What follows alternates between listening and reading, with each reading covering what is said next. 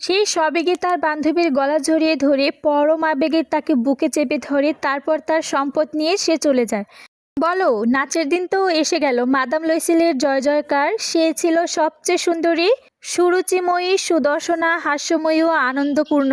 সব পুরুষ যেন তাকে লক্ষ্য করছিল, তার নাম জিজ্ঞেস করতেই তার সঙ্গে সঙ্গে আলাপের আগ্রহ প্রকাশ করছিল। মন্ত্রিসভার সব সদস্যের তার সঙ্গে ওয়ালটজ নৃত্য করতে ইচ্ছা হচ্ছিল। স্বয়ং শিক্ষামন্ত্রীও তার দিকে দৃষ্টি দিয়েছিলেন। আনন্দে মত্ত হয়ে আবেগ ও উৎসাহ নিয়ে সে নৃত্য করেছিল। তারপর রূপের বিজয় গর্বে, সাফল্যের গৌরবে তার কিছুই ভাবে না এবং আনন্দের মেঘের উপর দিয়ে যেন সে ভেসে আসছিল। এই সব আহুতি ও মুগ্ধতা, তার জাগ্রতার সব কামনা, যে কোনো মেয়ের অন্তরে এই পরিপূর্ণ বিজয় কত মধুর। ভোর 4টার দিকে সে বাড়ি ফিরে গেল। অন্য সেই 3জন ভদ্রলোকের স্ত্রী খুব বেশি ফুর্তিতে মত্ত ছিল। তাদের সঙ্গে তার স্বামীর ছোট্ট একটি বিশ্রামকক্ষে মধ্যরাত্রি পর্যন্ত আধঘুমে বসেছিল। বাড়ি ফিরবার পথে গায়ে জড়বার জন্য তার যেন 8 পৌর সাধারণ চাদর নিয়ে এসেছিল। সে তার কাঁধের উপর সেটা ছড়িয়ে দেয়। বল, নাচের পোশাকে অপরূপ সৌন্দর্যের সঙ্গে ওইটি দারিদ্র্যের সুপরিস্ফুট হয়ে উঠেছিল। মেয়েটি তা অনুভব করতে পারে। তাই অন্য যেসব ধনী মেয়েদের দামি পশমি চাদর গায়ে ঢেকেছিল তাদের চোখে না পড়বার জন্য সে তাড়াতাড়ি এগিয়ে যেতে লাগলো। লুইসেল তাকে টেনে ধরতে বলল, থামো, তোমার ঠান্ডা লেগে যাবে এখানে। আমি একখানা গাড়ি ডেকে আনি। কিন্তু মেয়েটি কোনো কথায় কান নিয়ে দিয়ে তাড়াতাড়ি সিঁড়ি বেয়ে নামতে থাকে। রাস্তায় যখন তারা পৌঁছে গেল সেখানে কোনো গাড়ি পাওয়া গেল না। তারা গাড়ির খোঁজ করতে করতে দূরে কোনো একখানা দেখতে পায়। গাড়োয়ানকে ডাকতে থাকে। হতাশ হয়ে কাঁপতে কাঁপতে তারা শির নদীর দিকে হাঁটতে থাকে। শেষ পর্যন্ত সে পুরোনো একখানা সেই নিশাচর 2 যাত্রীর গাড়ি, যা প্যারিতে সন্ধ্যার পর লোকের চোখে পড়ে, আর একখানা সেই সঙ্গে এগুলো নিজের দুর্দশা দেখে লজ্জা পায়। ওইখানে তাদের মাদার স্ট্রিটে ঘরের দরজা পর্যন্ত নিয়ে গেল। তারা ক্লান্তভাবে তাদের কক্ষে গেল। মেয়েটির সব কাজ শেষ, কিন্তু স্বামীর ব্যাপারে তার মনে পড়ল যে 10টায় তাকে অফিসে গিয়ে পৌঁছাতে হবে। নিজেকে গৌরবমণ্ডিত রূপে শেষ একবার দেখার জন্য আয়নার সামনে গিয়ে তার গলার চাদরখানা খুলে হঠাৎ সে আর্তনাদ হয়ে উঠল। তার হারখানা গলায় জড়ানো নেই। তার স্বামীর পোশাক তখন অর্ধেক মাত্র খোলা হয়েছিল। সে জিজ্ঞেস করলো, কি হয়েছে? উত্তেজিতভাবে মেয়েটি তার দিকে ফিরে বলল, আমার কাছে মাদাম ফোরস্টিয়ারের হারখানা নেই। আতঙ্কিতভাবে সে উঠে দাঁড়ালো। কি বললে? তা কি করে হবে? এটা কিভাবে সম্ভব?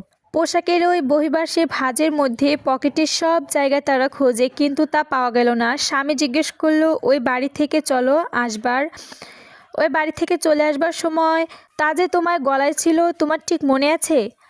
হ্যাঁ, আমরা যখন বিশ্রামকক্ষে দিয়ে বেরিয়ে আসছিলাম তখনও তা ছিল, আমার খেয়াল আছে। কিন্তু তুমি যদি ওটা রাস্তায় হারাতে, ওটা পড়বার শব্দ আমার শোনা উচিত ছিল। কিন্তু গাড়ির মধ্যেই নিশ্চয়ই পড়েছে মনে হয়। হ্যাঁ, সম্ভবত তাই। তুমি গাড়ির নম্বরটি টুকে নিয়েছিলে? না। আর তুমি কি তা লক্ষ্য করেছিলে? না। হতাশভাবে তারা একে অপরের দিকে তাকিয়ে থাকে। শেষ পর্যন্ত লুইসেল আবার পোশাক পরে নিল। সে বলল, আমি যাচ্ছি, দেখি যতটা রাস্তায় আমরা হেঁটেছিলাম সেখানে খুঁজে পাওয়া যায় কিনা। তারপর সে গেল। মেয়েটি তার সন্ধ্যা গ্রাউন্ড পরেই রয়ে গেল। বিছানায় শুতে যাবার শক্তি তার নেই। কোনো উচ্চাশা ও ভাবনা ছাড়াই সে একখানা চেয়ারে গা এলিয়ে পড়ে রইল। সকাল 7টার দিকে তার স্বামী ফিরে এলো। কিছুই খুঁজে পেল না। সে পুলিশের কাছে ও গাড়ির অফিসে গিয়েছিল এবং পুরস্কার ঘোষণার জন্য একটি বিজ্ঞাপনও দিয়ে এসেছিল। সে যথাসাধ্য করে এসেছিল বলে তাদের মনে কিছুটা আশা হলো।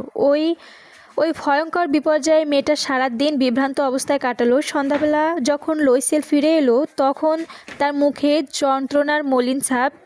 কিছু সে খুঁজে পায়নি। সে বলল, তোমার বান্ধবীকে লিখে দিতে হবে যে হারখানা আংটিটা তুমি ভেঙে ফেলেছ। তাই তা তুমি মেরামত করতে দিয়েছ, তাতে আমরা ভেবে দেখবার সময় পাবো। তার নির্দেশ মতো মেয়েটি লিখে দিল। 1 সপ্তাহ শেষ হবার পর সব আশা ত্যাগ করলো। বয়সে 5 বছরে বড় লুইসেল ঘোষণা করল, ওই জড়োয়া গহনা ফেরত দেওয়ার ব্যবস্থা আমাকে করতে হবে। পরদিন ওই বাক্সে ওটা ছিল, তার ভেতরে সেই স্বর্ণকারের নাম ছিল। তার কাছে সেটা নিয়ে গেল।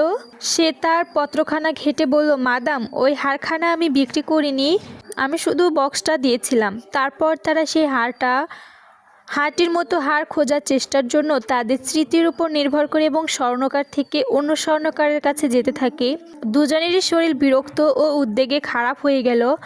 প্যাসেল রয়েল তারা এমন একটা হীরার উপকণ্ঠ দেখল যেটা তাদের হারানো হীরার মতোই। তার দাম 40,000 ফ্রা। 40,000 ফ্রাতে তারা তা পেতে পারে। 3 দিন পর ওটা বিক্রি না করে সে তার স্বর্ণকারের বিশেষভাবে অনুরোধ করলো। তারা তার ব্যবস্থা করলো যে তারা এটা ফেরত দিতে 40,000 ফ্রা ফেরত দিতে হবে। লুইসেলের কাছে তার বাবার মৃত্যুর পরে প্রাপ্ত 18,000 ফ্রা ছিল, বাকিটা সে ধার করলো। মাদাম লুইসেল যখন জড়োয়া গহনা মাদাম ফোস্টিয়ারের ফেরত দিতে গেল তখন শোষাক্ত মেয়েটি নির্জীব কণ্ঠে বলল, ওটা আর আগের তোমায় ফেরত দেওয়া উচিত ছিল, কারণ তা আমারও দরকার হতে পারত। তার বান্ধবী সেই ভয় করেছিল, তেমনভাবে সে গহনার বক্সটি খুলল না। যদি বদলে দেওয়া হয়েছে সে টের পেত। সে কি মনে করত, সে কি বলতো, সে কি তাকে অপহারক ভাবত?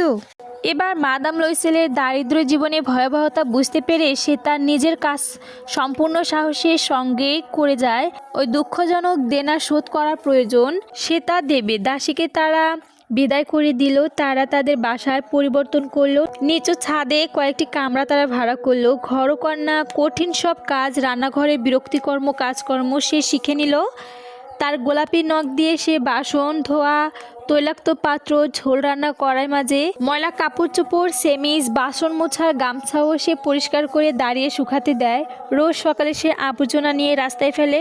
সিঁড়ির প্রত্যেকটা ধাপে শ্বাস নেবার সময় সে থেমে থেমে জল তোলে। সাধারণ পরিবারের মেয়ের মতোই পোশাক পরে সে হাতের ঝুড়ি নিয়ে মুদি কষায় ও ফলের দোকানে যায় এবং তার দুঃখের পয়সার একটির জন্য পর্যাপ্ত দর কষাকষি করে।